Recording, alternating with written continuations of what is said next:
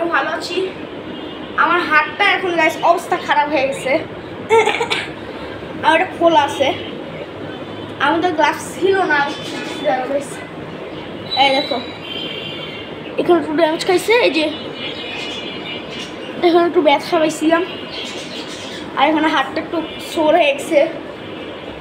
হয়ে গেছে তাদের জন্য এই হাতগুলো কালো হয়ে গেছে, এখানে একটু রক্ত পড়িয়েছে, এখানে একটু অবস্থা খারাপ হয়ে গেছে। সেগুলো আমার ব্রেকটা ভাঙিয়ে গেছে, তোমাদেরকে দেখাইতে পারবো। আচ্ছা এই যে এই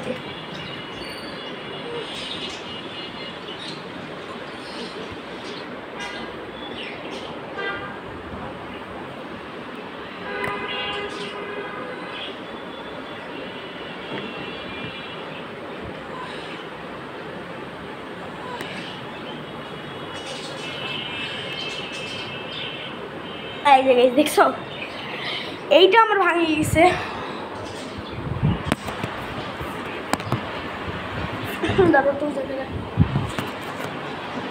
আমি এত কষ্ট করে একটা সাইকেল যত্ন করতেছি, এই সাইকেলটা যে আমার এত সুন্দর লাগছে, সাইকেলটা এই কঠিন সাইকেল এত যত্ন করছি সুন্দরভাবে, যে ইয়াটা ভাঙলো রে। এবার থেকে আমি গাইছি এগুলো চালাবো না করতে, এগুলো করতে যে আমার সাইকেলটা নষ্ট হয়ে গেল। তার ব্রেকটা ঠিক করতে হলে আমাকে জানি না কত টাকা নেবে, আমার মনে হয় 800 টাকা নেবে গাইস। 800 হইতে পারে, 900, আমি তো এরকম জানি না।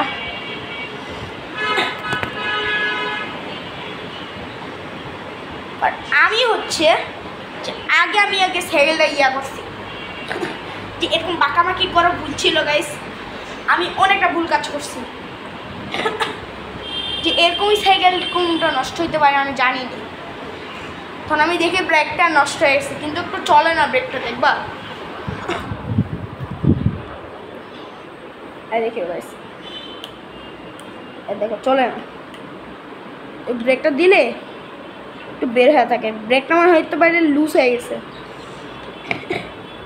গাইস, ব্রেকটা লুজ হয়ে গেছে নাকি আমি তো বুঝি না গাইস। আমি তো একটা সাইকেল ফার্স্ট টাইমে কিনছি, একটু বুঝতে হবে আমার সাইকেলে আমি কী কী সেটিংস আছে আমি জানি না।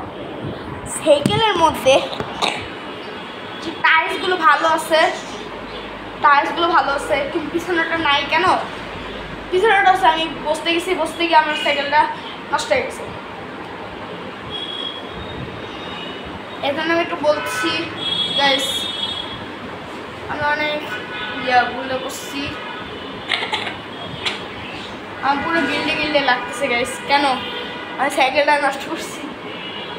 আচ্ছা আল্লাহ হাফিজ গাইস, ভালো থাকো, bye, thanks for watching, like subscribe.